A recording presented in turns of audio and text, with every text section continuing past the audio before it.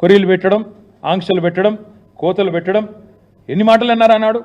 రుణం తీసుకున్న ప్రతి ఒక్కరూ అర్హుడే.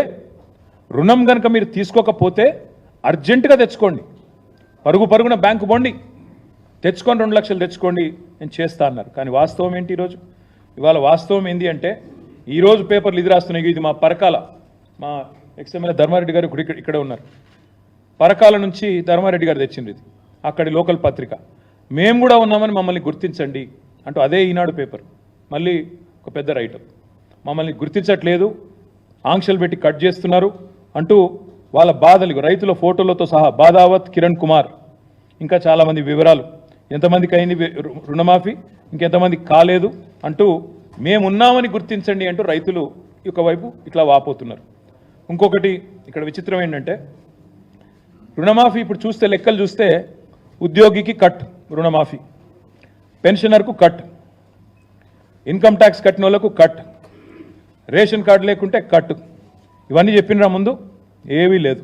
అప్పుడు 40,000 కోట్లు, ఇప్పుడేమో మొత్తం కటింగ్ల మాస్టర్ లాగా. సీఎం అంటే నిజానికి చీఫ్ మినిస్టర్, కానీ సీఎం అంటే కటింగ్ మాస్టర్ లాగా అయిపోయింది ఇప్పుడు పరిస్థితి. అన్ని కటింగ్లు పెట్టడమే. ఎట్లా రుణమాఫీని కట్ చేసి 40,000 కోట్ల నుంచి తగ్గించాలా, ఎట్లా ఏదో ఒక రకంగా చేసినామని పోజులు కొట్టాలా. ఇది ఈరోజు రేవంత్ రెడ్డి గారి ప్రభుత్వం చేస్తున్న వైఖరి. 60% మందికి ఎగ్గొట్టి 60% మందికి ఎగ్గొట్టి ఇవాళ కేవలం 40% చేసి 100% అని చెప్పుకుంటున్న మొట్టమొదటి ముఖ్యమంత్రి రేవంత్ రెడ్డి. ఇంతకు మించిన దగ, ఇంతకు మించిన మోసం, ఇంతకు మించిన రైతు ద్రోహం మరొకటి ఉండనే ఉండదు. 1.25 లక్ష కొర్రీలు, దిక్కుమాలిన ఆంక్షలు, ఇవేవి చెప్పలేదు ఎన్నికలకు ముందు. చెప్పకుండా మోసం చేసి ఈరోజు కొర్రీలు పెట్టి ఆంక్షలు పెట్టి రైతు రుణమాఫీని రైతులను బ్యాంకు చుట్టూ తిరిగే విధంగా, అధికారుల చుట్టూ పరిభ్రమించే విధంగా, అధికారులకు మొరబెట్టుకునే విధంగా ఇగో ఇది మేమున్నామని గుర్తించండి అంటూ అధికారుల చుట్టూ బ్యాంకుల చుట్టూ రైతులు పడిగాపులు కాచే విధంగా చేసి పరిహాసం ఆడి రైతులతో మళ్ళీ ఇవాళ రంకెలు వేస్తున్నారు. అంకెలు మార్చారు, రంకెలు వేస్తున్నారు, తేదీలు మార్చినారు.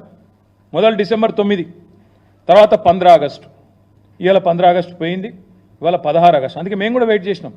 సీఎం చెప్పిండు కదా 15 ఆగస్టు అని, అందుకే మేము కూడా వెయిట్ చేసినాం పేషెంట్గా. 15 ఆగస్టుకు చేస్తాడేమో అనుకున్నాం, కానీ నిన్న ఆయన మాటలు చూస్తే చాలా క్లియర్గా కనబడతా ఉంది.